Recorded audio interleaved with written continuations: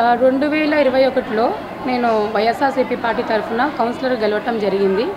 మరి అధికార పార్టీలో ఉన్నా సరే నేను ఎలక్షన్స్కి ముందేనే మినిస్టర్ గారికి ఎప్పుడైతే మనోహర్ గారికి ఎప్పుడైతే ఇక్కడ టికెట్ కన్ఫర్మ్ అయిందో, మరి కన్ఫర్మ్ అయిన వెంటనే నేను ఒకసారి ఆలోచించి ఎటువైపు ఉంటే బాగుంటుంది, నేను ప్రజలకి ఉపయోగపడతాను, ఏ ఉద్దేశంతో అయితే పొలిటికల్గా వచ్చానో దాన్ని నెరవేర్చగలుగుతానని ఆలోచించి నిర్ణయం తీసుకొని మినిస్టర్ గారి వైపు రావటం జరిగింది. జనసేన పార్టీలో జాయిన్ అవటం జరిగింది. ఎందుకంటే మెయిన్గా పబ్లిక్కి కావాల్సింది ఏంటంటే శాంతి భద్రత, డెవలప్మెంట్ యాక్టివిటీస్, పథకాలు, సంక్షేమము, అలానే ఉపాధి కలిగే అవకాశాలు. సో అవన్నీ దృష్టిలో పెట్టుకుంటే మినిస్టర్ గారు 2004లో కానీ 2009లో కానీ ఎన్నో మంచి మంచి పనులు చేయడం చేశారు. ఓవరాల్గా అన్ని విధానంగా చేశారు. డెవలప్మెంటే కాదు, ఈవెన్ రైస్ అనేది కూడా సారే ఇచ్చారు, ఫ్రీ రైస్, ఇలాంటివి చాలా చేశారు. కాబట్టి సార్ అయితే తెనాలిని ఎలాంటి సిచ్యువేషన్స్ అయినా బ్యాలెన్స్ చేస్తారని చెప్పి సార్ని నమ్మి ఏకైక కౌన్సిలర్ని ఎలక్షన్స్కి ముందే నేను రావటం చేశాను. ఎంత ఒత్తిడి వచ్చింది నాకు ఆ టైంలో. ఆ పార్టీలోకి వెళ్ళేటప్పుడు నాకు చాలా ఒత్తిడి వచ్చింది. ఎందుకంటే జనసేన ఫస్ట్ టైం ఇక్కడ రావటం తెనాల్లో కాబట్టి. కానీ మినిస్టర్ గారు ఒక్కరిని నమ్ముకొని సార్ వెనకమాలు ఉంటే నాకు మంచి జరిగిద్ది, ప్రజలకి మంచి జరిగిద్ది, డెవలప్మెంట్ బాగుంటుంది, తెనాలి బాగా వస్తుంది అని చెప్పి ఆ ఉద్దేశంతోనే నేను అంత మొండిగా సార్ పార్టీలోకి రావటం చేశాను, జనసేన పార్టీలోకి రావటం చేశాను. సో అలానే ప్రజలు కూడా అలానే సార్ని బాగా నమ్మారు. ఆయన పాత గతంలో ఆయన చేసిన పనులని నమ్మి సార్ని అత్యంత భారీ ఒక 50,000 మెజార్టీతో గెలవటం అంటే సామాన్య విషయం కాదు. అంత మెజార్టీతో సార్ని గెలిపించారు. అట్లనే సార్ కూడా వచ్చిన ఒక వారంలోనే, ఈవెన్ మనకి రేపు 12వ తారీఖు గవర్నమెంట్ ఫార్మేషన్ డే, అంతకన్నా ముందే పోలీసులందరినీ పిలిపించి ఇక్కడ మెయిన్ ఒక చాలా హై యాక్టివిటీ జరిగేది ఏంటంటే ఈ గంజాయి యాక్టివిటీ. దీన్ని ఫస్ట్ మనము స్టాప్ చేయాలని చెప్పి ముందే పోలీస్ అధికారులందరితో పెట్టి ఒక మీటింగ్ పెట్టించి దాన్ని ఎట్లయినా ఇప్పుడు చూస్తే గంజాయి రేటు మన తెనాలిలో 80%కి తగ్గిపోయింది. ఇంకా 20% ఉంది. అది కూడా సార్ చాలా స్ట్రిక్ట్గా పోలీస్ అధికారులతో దాని మీద చర్యలు తీసుకోమని చెప్పి నిరంతరం మీటింగ్ పెట్టి చెప్తూనే ఉన్నారు. ఆ తర్వాత చూస్తే జూలై మంత్లోకి వచ్చేసరికి జూన్-జూలై మంత్లో వర్షాకాలం, ఎక్కడ చూస్తే అక్కడ గుంటల్లో నీళ్ళు పడిపోవటము, పిల్లలు దానిలో పడిపోవటము, వెహికల్స్ ఆగిపోవటము, ప్రతి తెనాలి టౌన్ మొత్తం అలా ఉండేసరికి వెంటనే సార్ దాని మీద కూడా ఒక విజనరీ లీడర్ కాబట్టి, ఒక సబ్జెక్ట్ ఉన్న లీడర్ కాబట్టి సార్కి తెలుసు దాన్ని ఎట్లా చేసుకోవాలనేది. సో అలానే మొత్తం మున్సిపాలిటీ కమిషనర్ గారితో డిస్కస్ చేసి, అలానే కలెక్టర్ గారితో డిస్కస్ చేసి, ఇప్పుడు చూస్తే మనం తెనాలలో 90% ఎక్కడ కూడా నీళ్ళు నిలబడటం అనేది జరగదు. రోడ్ ఎక్స్టెన్షన్ చేశారు, కాలువలు కట్టించడం జరిగారు, ప్యాచ్ వర్క్స్ ఎక్కడ ఉన్నా సరే మ్యాక్సిమం ఉన్నాయి, ఇంకా కొంచెం, కానీ మ్యాక్సిమం ఈ 1 year పాలనలో మ్యాక్సిమం ప్యాచ్ వర్క్స్ కూడా సార్ స్ట్రిక్ట్గా చెప్పి మున్సిపల్ అధికారులతో అది కూడా చేయడం చేశారు. కాబట్టి సో మనకి మెయిన్ సమస్య ఫస్ట్ గంజాయి, నెక్స్ట్ ఇది నీళ్ళు నిలబడటం కాబట్టి అది కూడా, నెక్స్ట్ పార్క్, పిల్లలకి ఆహ్లాదకరంగానే park, next third activity sir parks మీద దృష్టి పెట్టి చిన్నరావూరు పార్క్ని మీరు అందరూ చూసే ఉంటారు. ఎంత చక్కగా దాన్ని డెవలప్ చేశారు, ఎంత బాగా దాన్ని ఇంకా రెనోవేట్ చేయడం చేశారు, ఎంత ఫండ్ దానికి అలొకేట్ చేశారు. అట్లానే అదొక్కటే కాదు, ప్రతి వార్డులో ఎట్లాంటి సమస్యలు ఉన్నా సరే ఒక రోడ్డు కానీ కంపల్సరీ చేయాలి. ప్రజలకి నేను ఎందుకైతే నేను వచ్చానో దాన్ని నిధులకు వచ్చినంత ఎక్కడా రాలేదు, ఏ కాన్స్టిట్యున్సీకి రాలేదు. అది కేవలం జరిగిందంటే మన మినిస్టర్ నాదెళ్ల మనోహర్ గారి వల్లనే. సార్ తెనాలిలో ఉంటే ఇక్కడ జనాలకి మంచి పీస్ ఉంటుంది, డెవలప్మెంట్ ఉంటుంది, పథకాలు కూడా సార్ ఒక సివిల్ సప్లై మినిస్టర్ కాబట్టి మనకి చక్కగా చూస్తే ఇప్పుడు రేషన్, ఒకప్పుడు ప్రజలు ఇబ్బంది పడేవాళ్ళు, బండి ఇవాళ ఇక్కడ వచ్చింది అంటే రేషన్ బండి, అది వాళ్ళు అందుకోలేకపోతే వాళ్ళ ఆ నెల రేషన్ మిస్ అయిపోయేవాళ్ళు. కానీ సార్ ఆ సమస్యను కూడా రేషన్ షాప్ దగ్గర చక్కగా ఆ స్టాక్ని 10% పెంచేసి ప్రజలందరూ అక్కడికి మార్నింగ్ 8 to 12, మళ్ళీ ఈవినింగ్ 4 to 8, 15 రోజులకి ఆ స్టాక్ తీసుకునేలాగా వాళ్ళకి అవకాశం కలిగించారు. ప్రజలు కూడా చాలా హ్యాపీగా ఫీల్ అవుతున్నారు సార్ మళ్ళీ మార్పు తీసుకొచ్చినందుకు. సూపర్ 6 మొన్నే జూన్ 4వ తారీఖు వైఎస్ఆర్సీపీ పార్టీ వాళ్ళు ఇచ్చేసారు. ఆ రోజు చాలామంది వైఎస్ఆర్సీపీ తెనాల నుంచే చెప్పారు, సార్ మినిస్టర్ గారు ఈ వచ్చిన 1 ఇయర్లో ఏమీ చేయలేదు, ఒక పథకం ఇవ్వలేదు, గవర్నమెంట్ ఒక పథకం కూడా ఇవ్వలేదని చెప్పారు. మరి ఫ్రీ గ్యాస్ సిలిండర్ ఇచ్చింది ఎవరు? పెన్షన్ని 2,750 నుంచి 4,000కి 6,000కి 15,000కి పెంచింది ఎవరు? మరి వైఎస్ఆర్సీపీ గవర్నమెంట్లో ఉన్న కౌన్సిలర్స్ కానీ మరి ఎవరైనా పార్టీలో ఉన్న అధికారులు వాళ్ళందరూ కూడా వెళ్ళి ఇస్తున్నారుగా వాళ్ళ వార్డుల్లో. మరి ఇస్తూ కూడా ఆ మాట సార్ గురించి ఎట్లా అన్నారు? మాకు చాలా బాధ వేసింది. మినిస్టర్ గారు గత ప్రభుత్వం కన్నా 5 ఏళ్ళు జరిగింది కాకుండా 1 ఏళ్ళలో చేసి చూపించారు. అంత చేసిన వ్యక్తి గురించి కూడా మరి ఎలా మాట్లాడారో నాకు అసలు అర్థం కాలేదు. ఇంకా మేము పట్టించుకోలేదు. సార్ చేసింది ప్రజలకు తెలుసు, మాకు తెలుసు అని చెప్పి మాకు చాలా గర్వంగా ఉంది. సో అదేనండి, చాలా హ్యాపీగా ఉన్నాము మినిస్టర్ గారు చేసిన పాలనకు. సార్ ఒక్కటే చెప్పారు, తెనాలి టౌన్ ఈ 5 ఏళ్ళలో గుంటూరు జిల్లా ఎట్లా ఉందో లేకపోతే విజయవాడ ఎట్లా ఉందో తెనాలి అంతకన్నా బాగా నేను చేసి చూపిస్తానని చెప్పి అన్నారు. సో నేను చాలా హ్యాపీ. బడుగు బలహీన వర్గాలకే కాకుండా అన్ని వర్గాలకి కూడా బాగా చేదోడు వాదోడుగా ఉంటూ ఉన్న అంత బిజీలో కూడా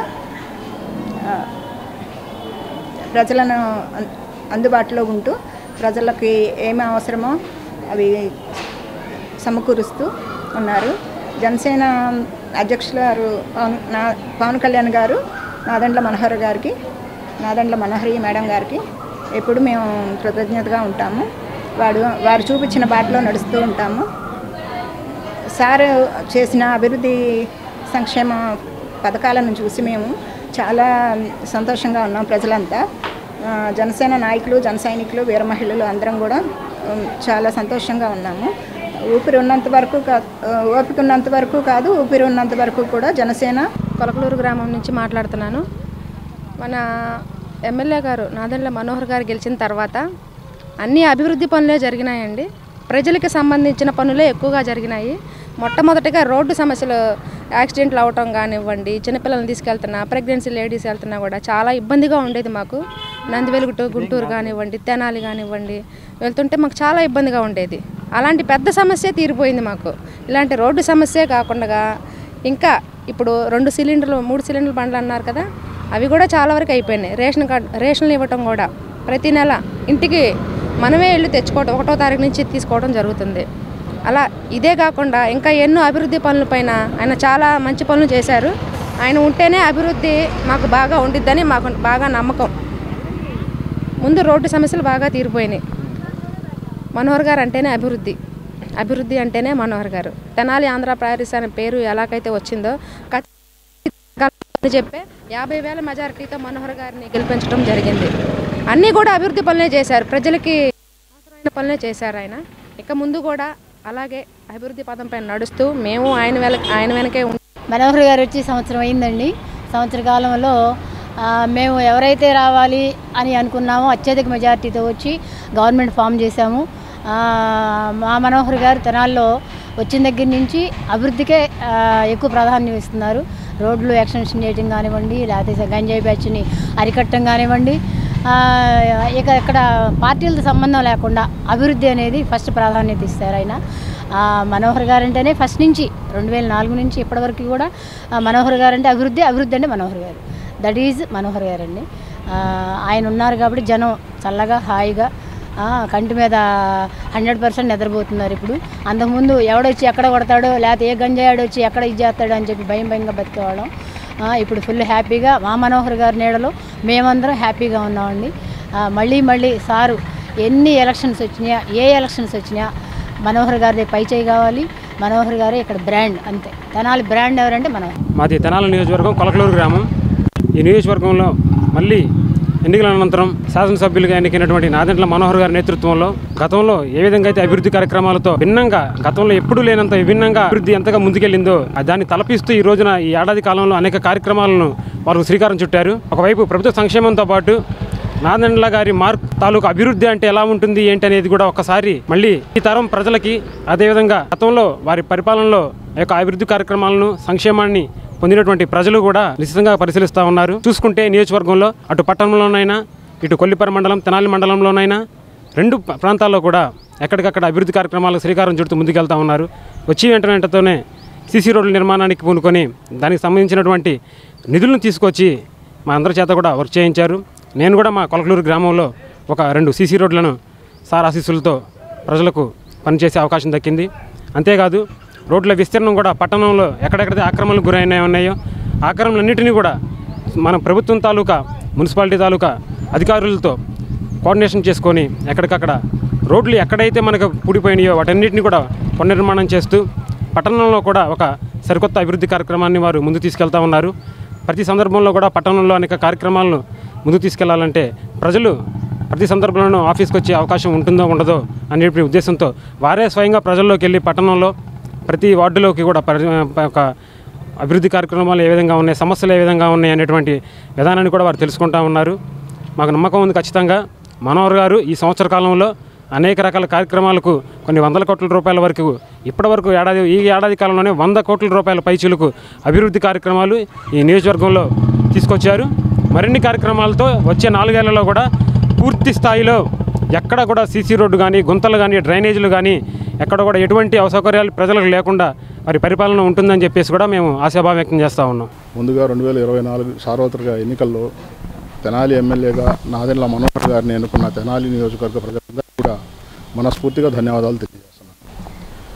మనం ఎన్నుకున్న మన శాసనసభ్యులు గడిచిన సంవత్సరంలో ఆయన చేసుకుంటూ వచ్చిన కార్యక్రమాల్లో ఎప్పుడైతే ఆయన శాసనసభ్యులుగా ఎన్నికయ్యారో మరుసటి రోజు నుంచే రంగంలో దిగి తెనాలిలో ఉన్నటువంటి మురికి కాలువట్ల అన్నింటినీ శుభ్రం చేయడం వల్ల ఆ తర్వాత జరిగిన 2-3 రోజులు కురిసిన వర్ష ప్రభావం మన మీద లేకుండా ముందు జాగ్రత్త చర్యగా ఆయన తీసుకున్న చర్య వల్ల తెనాలి ముంపుకు గురి కాకుండా కాపాడగలిగారు.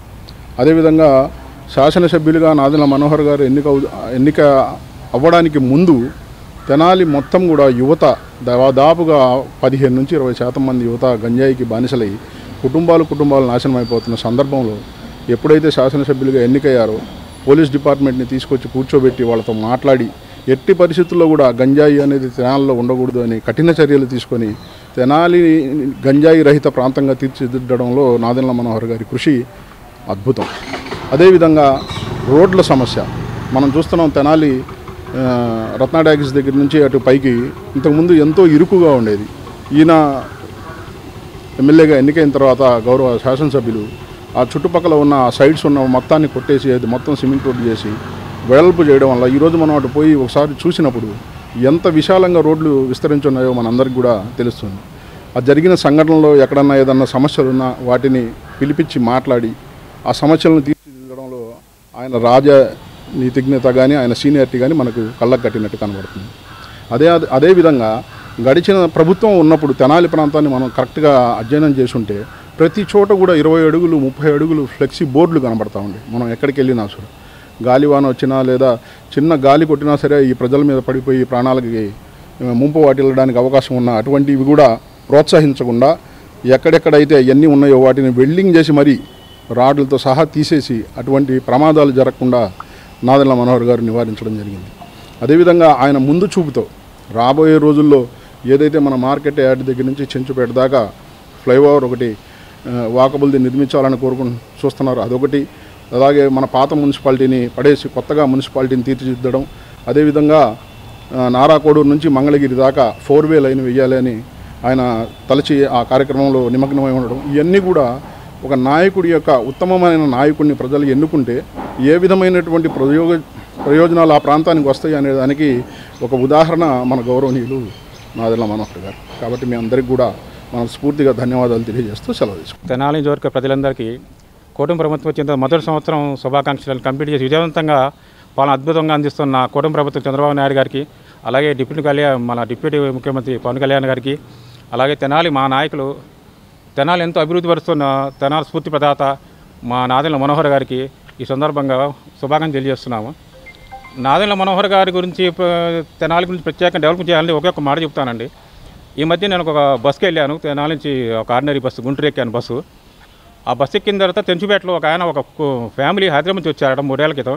వాళ్ళు ఎక్కితే వాళ్ళు తెనాలి బస్సు ఎక్కమంటే మేము ఎక్కమంటున్నారు. ఏంటంటే 3 years బ్యాక్ వాళ్ళు వచ్చి కూర్చుంటే వాళ్ళ ఆవిడకి ఆ గుంటలో గోతులతో 20,000 రూపాయలు హాస్పిటల్కి వచ్చాయన్నాడు. అయితే మా కండక్టర్ గారు పాపం లేదండి ఇప్పుడు ఎక్కువ కూర్చోనంటే ఆయన ధైర్యం చేసి మీరు చెప్పారని కూర్చుంటే కండక్టర్ గారికి కూర్చోబెట్టిన తర్వాత ఆయన గుంటూరు బస్ స్టాండ్ దిగి తర్వాత కండక్టర్ గారు అడిగారు, ఏమో ఇప్పుడు చెప్పనంటే ఆయన వెళ్తూ ఒకే ఒక మాట అన్నారు, జై నాదెండ్ల మనోహర్. ఆయన ఎవరో నాకు తెలియదు కానీ జై నాదెండ్ల మనోహర్ అని చెప్పి దిగిపోయారు. ఇంతకంటే మనోహర్ గారి గురించి ప్రత్యేక అభివృద్ధి చెప్పాల్సిన ఏమీ లేదండి. ఎందుకంటే ఆయన గురించి ఎంత చెప్పినా చాలా తక్కువే.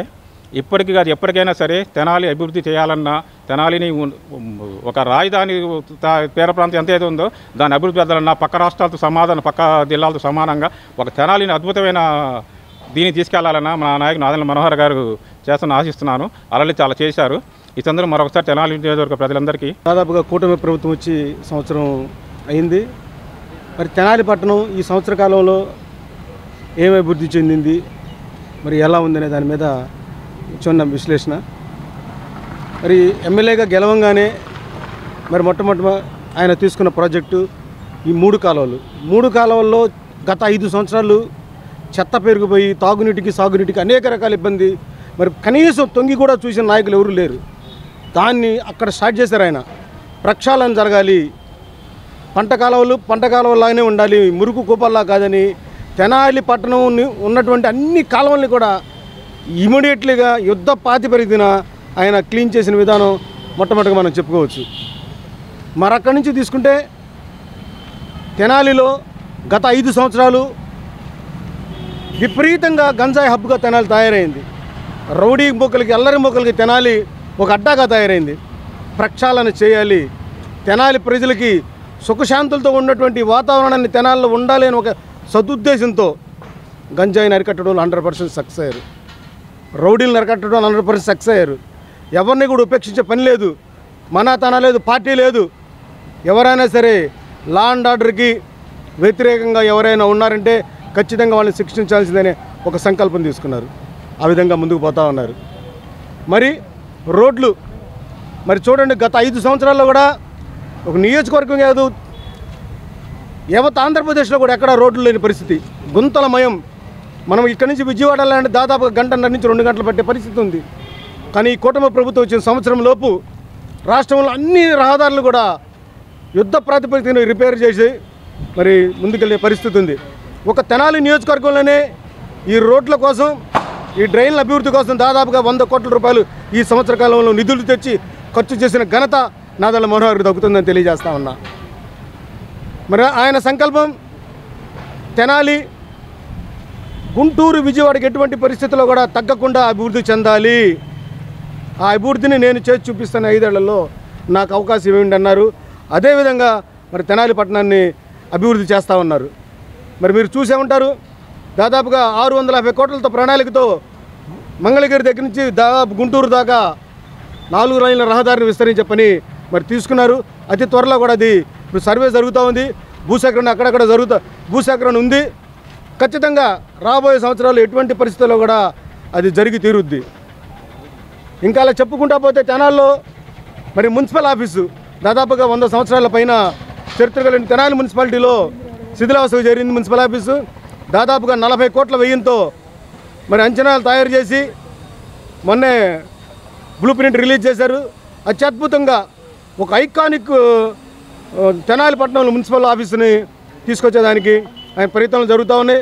త్వరలో శంకుస్థాపన చేసుకుని ఆ పని కూడా ముందుకు తీసుకెళ్తామని తెలియజేస్తా ఉన్నాం. గత ఈ రోజుతో సంవత్సరం గడిచిన సందర్భంగా గౌరవనీయులు రాష్ట్ర మంత్రివర్యులు శ్రీ నాదెండ్ల మనోహర్ గారు తెనాలి రూపురేఖల్ని మార్చారనటంలో ఎటువంటి సందేహం లేదు. ఎందుకంటే వారు వచ్చిన కాడి నుంచి ఎక్కడ గతంలో వాన పడితే వరదలు వస్తే ఎక్కడికక్కడ నీళ్లు స్తంభించిపోయి మెయిన్ రోడ్లో నడవాలంటే చాలా చండాలంగా ఉండేది. ఈ రోజున అట్లాంటి మెయిన్ రోడ్లలోనే చూసుకుంటే కనీసం చుక్క నీరు అనేది వరద పడినా కానీ నీళ్ళు ఆగే పరిస్థితి ఎక్కడా లేదు. అట్లాంటి వాతావరణం క్రియేట్ చేసిన మన నాదెండ్ల మనోహర్ గారు అభివృద్ధి దిక్సూచి అని చెప్పి ఈ రోజున మేము తెలియజేస్తా ఉన్నాం. అదేవిధంగా చూసుకుంటే ఈ రోజున రైల్వే స్టేషన్ దగ్గర, అదేవిధంగా బస్ స్టాండ్ ఏరియాల్లో కామన్ పీపుల్ తిరగడానికి చాలా ఇబ్బందికరమైన పరిస్థితులు ఉండేవి. గతంలో గంజాయి విచ్చలవిడిగా ఉండటం మూలాన గంజాయిని రైల్వే స్టేషన్లు, బస్ స్టాండ్ల ద్వారా సప్లై చేసి అక్కడ యువత ఏదైతే ఉందో ఎప్పుడూ మాదక ద్రవ్యాలు, మద్యం సేవించి అక్కడ వెళ్ళే ప్రజానికాలని చాలా ఇబ్బందిగా గురి చేసేవాళ్ళు. దాన్ని పోలీస్ వ్యవస్థ ద్వారా పూర్తిగా కట్టడి చేసేసి అక్కడ ప్రజలకు ఎటువంటి ఇబ్బందులు లేకుండా ఈ రోజున రైల్వే స్టేషన్లో కూడా చూసుకుంటే వాళ్ళకు కూడా ఎక్కడ ఇబ్బంది లేకుండా ఈ ప్రభుత్వ యంత్రాంగం అంతా పూర్తిగా పనిచేయడం ద్వారా ఈ రోజున ప్రజలందరూ చాలా స్వేచ్ఛగా తిరగగలుగుతున్నారు. ఇదే కాకుండా మరొకసారి చూసుకుంటే మన ప్రధాన రోడ్డుల్లో కూడా ఎక్కడ కాలువలు అనేది ఇబ్బందులు లేకుండా పూడికలు తీయించి ఎప్పటికప్పుడు వర్షాకాలం, ఎండాకాలం ఏ కాలం అనేది కూడా లేకుండా అక్కడంతా ఎప్పటికప్పుడు శుభ్రం చేయించడం, చెత్త అనేది లేకుండా చేయడంలో కూడా మరొక మార్క్ అనేది చూపించారు. కాబట్టి తెనాలికి అభివృద్ధి దిశూచి శ్రీ నాదెండ్ల మనోహర్ గారు అని చెప్పి మేము తెలియజేస్తాం. తెనాలిలో ఇదివరకు గత 5 సంవత్సరాల పరిపాలనకి ఇప్పటి పరిపాలనకి ఎంతో వ్యత్యాసం ఉన్నది. ముందు మా నాదెండ్ల మనోహర్ గారికి గెలవగానే ఇరిగేషన్ డిపార్ట్మెంట్ మీద పోలీస్ డిపార్ట్మెంట్గా ప్రమాణ స్వీకారం చేయకముందే వాళ్ళని పిలిపించుకొని మాట్లాడి ఇరిగేషన్ డిపార్ట్మెంట్ వారిని, అలాగే శానిటేషన్ ఇన్స్పెక్టర్ గారిని, పోలీస్ డిపార్ట్మెంట్ని ఎక్కడెక్కడ కట్టడి చేయడం జరిగింది. అలాగే రోడ్లు పరిస్థితి కూడా ఇదివరకు గుంటూరు తెనాలి కానీ విజయవాడ తెనాలి వెళ్ళాలనుకుంటే 2 గంటలు పట్టేది. అలాగే ఇప్పుడు గంటలోనే రోడ్లు గెలవంగానే నాదెండ్ల మనోహర్ గారు రోడ్లు వేయడం జరిగింది. ఇప్పుడు అందరూ సుఖశాంతులతో బయలుదేరుతున్నారు. బండ్ల మీద ఎక్కడ యాక్సిడెంట్ జరగకుండా అందరికీ అభివృద్ధి పదంలో దూసుకుపోతుంది తెనాలి నియోజకవర్గం మొత్తం. ఎక్కడా లేని విధంగా అభివృద్ధి కార్యక్రమాలు ఒక తెనాలి నియోజకవర్గంలోనే నాదెండ్ల మనోహర్ గారు గెలవంగానే నియోజకవర్గం మొత్తం బాగా అభివృద్ధి పదంలో దూసుకువెళ్తున్నారు నాదెండ్ల మనోహర్ గారు. అలాగే ఈ కూటమి ప్రభుత్వం వచ్చిన తర్వాత ఎక్కడ అరాచకాలు జరగకుండా డిపార్ట్మెంట్ కానీ అందరూ కూడా గట్టి చర్యలు తీసుకుంటున్నారు, ఏమి జరగకుండా. అలాగే గంజాయి మీద తెనాల్లో ఇదివరకు ఎంత ఇదిగా ఉండేదో ఇప్పుడు నాదెండ్ల మనోహర్ గారు రాగానే పోలీస్ డిపార్ట్మెంట్ వారిని ఎంతో కఠినంగా వ్యవహరించి ఏ పార్టీ అని లేకుండా ఆ పార్టీ అని లేదు, ఈ పార్టీ అని లేదు, ఏ పార్టీ మీద అయినా సరే ఎవరు చేసినా సరే కఠిన చర్యలు తీసుకోమని ఆదేశాలు ఇచ్చారు పోలీస్ డిపార్ట్మెంట్ వారికి కూడా. అందుకే పోలీస్ డిపార్ట్మెంట్ వారు కూడా సహకరించి బాగా డిపార్ట్మెంట్ వారు బాగా పనిచేస్తూ ఉన్నారు. ముందుగా నాదెండ్ల మనోహర్ గారికి సంవత్సర కాలం పూర్తయిన సందర్భంగా శుభాకాంక్షలు తెలియజేస్తున్నాం. గడిచిన ఈ సంవత్సర కాలంలో నాదెండ్ల మనోహర్ గారు చేసిన మంచి అభివృద్ధి కార్యక్రమాలు ఇంతవరకు ఎటువంటి ఎమ్మెల్యే కూడా చేయలేదు. ఈ సంవత్సర కాలంలో చేసిన అభివృద్ధి పనులు ఏ వార్డులో చూసుకున్నా కానీ కాలువలు కానీ మెయిన్ రోడ్లో వచ్చి చూసేసరికి కలవట్లు కానీ అన్నీ కూడా ఎటువంటి నీరు ఆగకుండా కాలువలు కానీ అన్నీ మొత్తం కూడా చాలా మొత్తం కొత్త డ్రైన్లు అన్నీ కొత్తవి కట్టించారు, పాతవి అని ఉంటే రిపేర్ చేయించారు. అటువంటిగానే సంక్షేమంలో వచ్చేసరికి ఈ సచివాలయంలో సోషల్ వెల్ఫేర్లో కానీ ఎక్కడికి కానీ మొత్తం అన్నీ కూడా చాలా అందరికీ అందుబాటులో తీసుకొచ్చారు. ప్రతి ఒక్క గవర్నమెంట్ ఆఫీసర్ కూడా ఇంతకుముందు ఎవరికీ అందుబాటులో ఉండేవాళ్ళు కాదు.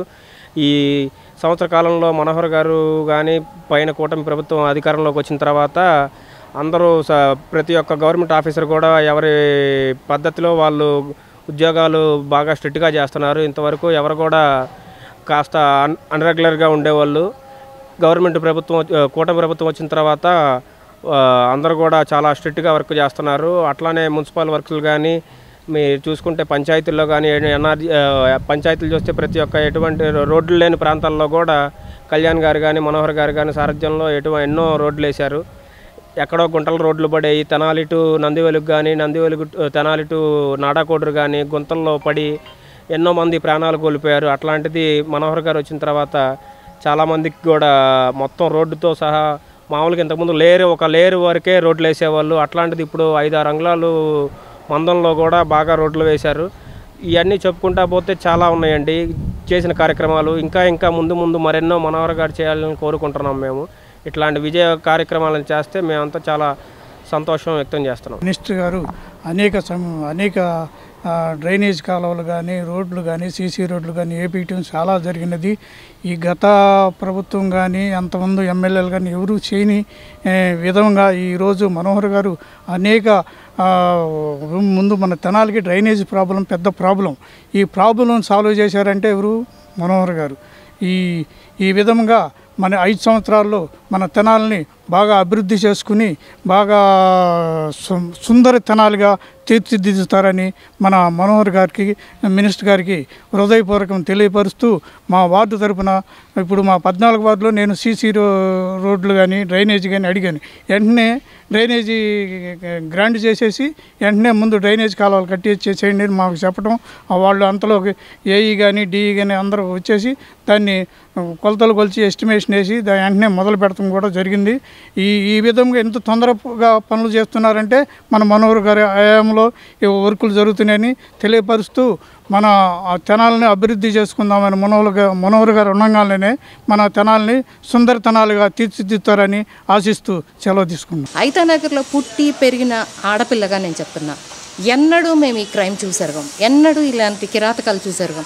అలాంటిది గత 5 సంవత్సరాల్లో ఎక్స్ ఎమ్మెల్యే అన్నాబత్తుని శివకుమార్ లోకనాథం గారి సమక్షంలో ఎంత క్రైమ్ పెరిగిందనేది నిన్న ఒక్కొక్క వీడియో వస్తూ ఉంటే మాకు అసలు ఎంత ఆశ్చర్యం వేసిందంటే, ఒక ఐతానగర్ బిడ్డగా నాకు భయం వేసింది. ఆశ్చర్యం అనేదానికన్నా కూడా భయం వేసింది. ఇంత క్రైమ్ ఉందా, ఇంత క్రైమ్ జరుగుతుందా అని.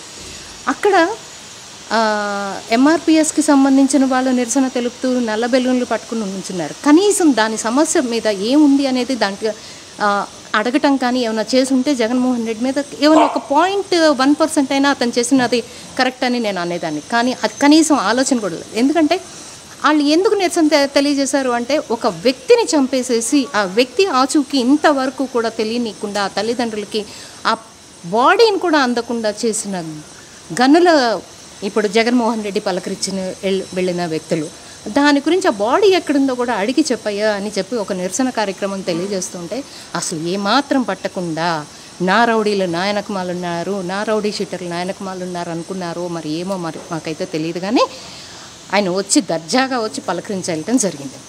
ఇప్పుడు మేమేమనుకోవాలి, రేపు ఇవరి నుంచి రేపు మేము ఐతానగర్లో తిరగాలి అంటే వాళ్ళని చూసి మేము భయపడాలా? అంటే ఇప్పుడు పోలీసులు కొట్టారు అని చెప్పి వచ్చారు. పోలీసులు కొట్టారు అంటే పోలీసులు ఎందుకు కొట్టారు? వాళ్ళకైనా పర్సనల్ కక్షలు ఉన్నాయా? లేదు కదా. ఎందుకు కొట్టాల్సి వచ్చింది? నేరం చేశారు కాబట్టి పబ్లిక్లో కొడితే అంటే ఇది కంట్రోల్ అవ్వట్ల. గత 5 ఏళ్ల నుంచి చాలా అరాచకాలు జరుగుతున్నాయి. సో తెనాలి ప్రజలు ఇన్సెక్యూర్గా ఫీల్ అవుతున్నారు కాబట్టి ఇలా చేస్తే మేము ఇలా చేస్తాం చెప్తున్నాము అని చెప్పి ఒక పబ్లిక్కి ఒక మెసేజ్ ఇచ్చారు. దీన్ని ఓ భూతద్దంలో పెట్టి చూపించి తన ఓట్ బ్యాంక్ ఏదో కాపాడుకుంటున్నాడు అనుకుని వచ్చి వాళ్ళకు ఒక నేను అండగా ఉంటున్నాను అని చెప్పి వెళ్తున్నాడు. పైగా అతను ఏం చెప్తున్నాడు, మంగళగిరి వాళ్ళు వచ్చి ఇక్కడ ఉన్నారు. మంగళగిరి వాళ్ళు ఇక్కడ ఎందుకు ఉంటారండి? నువ్వు మంగళగిరిలోనే పలకరించి ఉండాల్సింది కదా. ఇక్కడ వాళ్ళకి ఇళ్ళు వాకిళ్ళు ఎందుకున్నాయో చెప్తారా నాకు కొంచెం మిస్టర్ జగన్మోహన్ రెడ్డి?